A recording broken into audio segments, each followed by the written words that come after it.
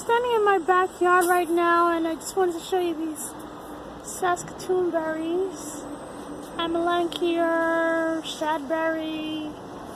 They come in all kinds of names. Native Americans used to take these berries and mix it with like buffalo meat and make pemmican, which is a kind of preserved meat thing that they used to eat. You know, I guess it was like a winter food. But these berries are sweet. They're kind of reminiscent of, well, they look like blueberries, don't they? But I don't know. They taste more like a cross between strawberry and maybe blueberry. They're very sweet. They're very sweet. I haven't had this kind of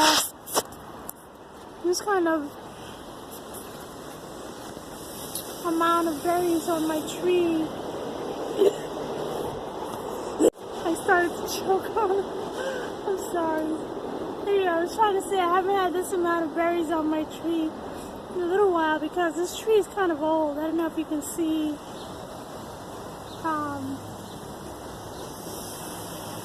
Decay, and there's molding on there. I don't know if this stem, no, this stem is not quite dead yet, but it's a main stem. Anyway, it's been sitting in this container for many years. I couldn't even tell you how long it's been. My kids were babies.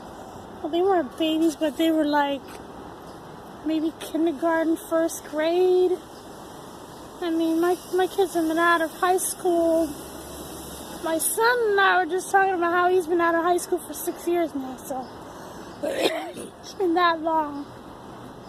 But anyway, it's been in this pot for all that time, and so it's kind of gone through a decline. It's hard to keep it watered sufficiently. But we had a really good rain this spring, so I think that's why the berries are so big and plentiful this year. Anyway, I haven't actually tasted those berries in a few years because, you know, most of the time the mockingbirds come and they eat the berries. They get in there and they just knock them down or they gobble them all up. So it's been all this time. But anyway, very tasty. I wanted to show you some of the progress that my tomatoes and stuff are doing. This is actually a poppy. I want to say this has got to be a Roas, Papavera Roas, which is what do they call it? Oh, I can't remember. It's the red kind. the poppy field. Oh, it'll come to me. Anyway, these here are tangerine tomatoes. Planted these pretty early on. I think it was like the end of March, beginning of April. And these are, these should be Japanese tree fillet. Honestly, I looked at this thing last night, yeah, before I went into the house, and I'm telling you, it had to have been at least 2 inches shorter. It's getting so big, the leaves are just amazingly big. Yeah, I gotta stake that one up, and these don't have any support at all. You know, the first strong rain is gonna come along and knock everything down. I wanted to show you too that my King Tut's peas are finally starting to make some fruits. Look at the color. There's the flower. Let me show you this way so the sun isn't so bad. Yeah, that's pretty, right? That's really pretty. I mean, You can grow them just for the color of the pod and the flower. Very ornamental. So, I was talking last time about how tall they get. This thing has certainly exceeded the 4 feet that they said it would be. You know, I had to add like extra footage to this. This is like one thing here, and then I put another. You can kind of see right there. So I'm hoping that that'll be sufficient.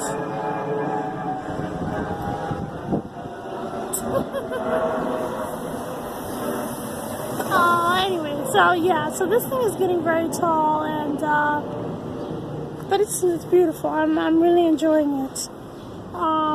Meanwhile, my sweet peas, Miss Linda, look at how short they are. They're not looking very hopeful. I don't really have too many. I think I had some more. There's some in there. They're not looking very eager to do much this year. I don't know. It's always a hit or miss with me in the sweet peas. But the English peas, I think I have down pat now. These are Iona peas. These are petit pois French peas, which are sweet as sugar. I'm telling you right now, Iona petit pois. These are shelling peas, but they're like half the size as regular peas, but they're like, I'm telling you right now, you have got to get these. Petit pois Iona. Very tasty. Last year I was able to get a few pods. I grew them at the community garden. They didn't do very well there, but I have a lot more actual plants grown this year, and I have them in a better location. I have them at home where I can keep track of them. Oh, there's some. Yeah, they're not ready yet though, but this one might be ready in a couple days. I can't wait. And there's some more tangerine tomatoes, which again I have to stake. They're getting too tall, and I don't know. Anyway, look at my cherries. And this year I have not had any problem with an overabundance of the black fly. Look at that. I don't know. I haven't even been paying attention. I want to say that, you know, the balance of the black aphids and, you know, the wasps, the parasitic wasps, has come to a good balance, and I don't have to worry about this anymore. That's how it works when you just kind of let nature take over. So anyway, in the meantime, I do have some good cherries. Not as many as I've had in the past, but it's still a good amount, I think. Again, the situation is that this pot here is getting a little too small for this plant, so I either should plant them in the ground, that and the Amelanchier, or I should put them into bigger pots. Neither of which is really a good option right now, because I'm hoping to move. I don't want to put it into a bigger pot that it's going to be like harder to move, and I really don't want to have anywhere to plant them. I'm sorry. I ate that berry earlier and it choked me.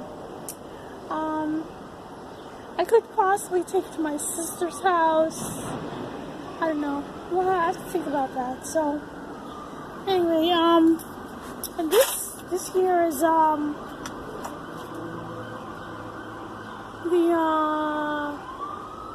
Austrian field peas. It's I finally got a few flowers here. These are so pretty, aren't they? I almost don't miss the sweet peas. I mean, they're not fragrant, so they're pretty. And these are, I think this is salad rose, radish. I planted a few radishes in this container, but like I think 2 came up and they just went to seed. Meanwhile, this is my gaillardia. They're about to open up. They seem very thirsty this year. It's nice and cool right now, so they're not wilted, but every time I look at these on a hot day, they got their little heads bowing, and it's very sad, so I have to keep an eye on them. What else is good to see? Oh, you know what? I wanted to show you this. It's kind of a surprise to me, too. So I have this hibiscus plant here, which I repotted, I think it was in February, and I planted hibiscus and Malabar spinach. So one of my seed swap people sent me some hibiscus seeds. So I threw them in here because I knew it was going to take a long time, and also the Malabar spinach. And sure enough, these only just started to germinate maybe a couple of weeks ago. And as a matter of fact, the Malabar spinach, as you can see, they haven't even developed their second leaf. So that was actually more like a week ago these emerged. So I like to keep, like whenever I have a thing where I'm going to get seedlings that are going to take a long time to germinate, I like to put them into like a nurse pot. So this is a pot that I'm growing something into. It's going to be watered constantly, or not constantly, but continually. And so they're always going to receive moisture. Now, if I just planted them into something indoors or just a little pot or whatever, I might forget it. So I might just completely forget it, because right now I'm on to the next thing. I'm on to the outdoor things. The excitement is outside. This is where my indoor plants are actually suffering sometimes because I just don't remember them. I may water them every other day in the summer, which is actually probably not always sufficient. So anyway, so that's why I do that. So meanwhile, I have a bunch of tomato plants that still need to be planted. I finally got my onion plants all put into the ground yesterday. I took them to my community. I planted them at both community gardens, so and my kale. I have some kittens in the house now, in the yard. They're not in the house. These cats are feral. They won't let me come near. Anyway, but they are so cute. Psst. This way, girl. She won't even respond to me. Anyway, so yeah, I got my little seedlings in the greenhouse. Nasturtiums. I love that leaf. This is camu squash.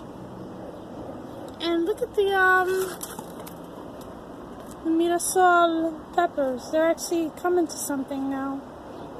So I'm glad I didn't just reject them and stick them in the compost heap. Egyptian kale. I gotta make sure I don't neglect these because they're starting to look a little yellow. So this is sun hemp. I know this is sun hemp. And these are some seeds that I found on the bottom of my little seed, my seed canister. I thought that it was Clitoria, butterfly pea, but I don't know. I don't really think so now. I think that compared to to the thing I know for sure is Sunham. I think it's the same thing. I don't know. What do you think? I don't know. I could be wrong. It could just be Clitoria like I thought it was. The seeds look very different. The seeds were blue, actually, which I thought would be a dead giveaway. And these are the wing peas. Winged beans, actually. These came from Garden City Food Forest. She gave me these seeds. And she also gave me this is pink okra here. This is the only one that came up. There were 3 seeds and 1 came up so far. And this is Star of David okra. I planted some Clemson spineless seed, but they were old. So this is the only set that came up. And then there's this one King David. Star of David. She gave me 3 seeds, I think, of that, so. Meanwhile, I had some seeds from Baker Creek, watermelon, and these came up. I think I put 2 seeds in each cup, but only 1 of these came up, and these other 3 didn't, so I don't know what's going on with that. I might have to put some more seeds in there. So we have January King, and these are California Giants, Zinnias. These are from seed swapping. Actually, I bought these. I bought the January King, but the Zinnias are from seed swap. So, yeah, I gotta water these things. They're so dry. Anyway, yeah, I think that's it for now. Gosh, this video is getting a little too long, so that's all I have to say for now. Thanks for watching.